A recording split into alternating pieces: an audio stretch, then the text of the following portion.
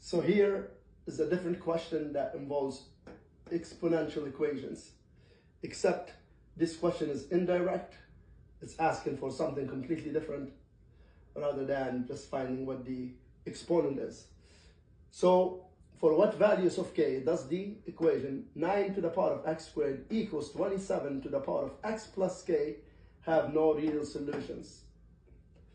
What we're going to do?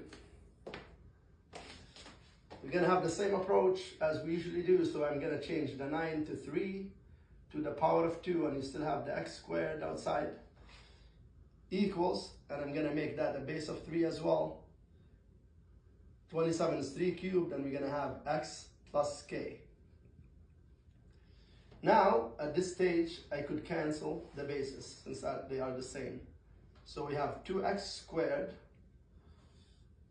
equals 3x plus 3k. Gonna move everything to one side, equate it to 0, so I have 2x squared minus 3x minus 3k equals 0. We're trying to find k, so we have no real solutions to this equation. And here, if you remember from the discriminants, b squared minus 4ac has to be less than 0 for this equation to have no real roots or no real solutions.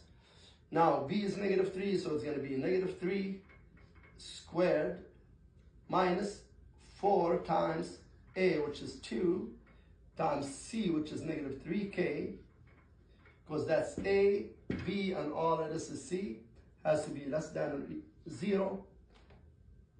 9 plus 24k has to be less than 0.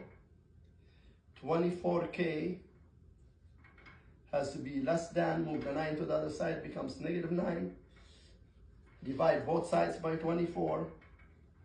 By 24, that cancels. This will reduce to k is less than 9 over 24, negative of course, 3 goes into both of them, so it's negative 3 over 8, and that's what the solution is. So k has to be less than negative 3 over 8 for this to have no real solutions.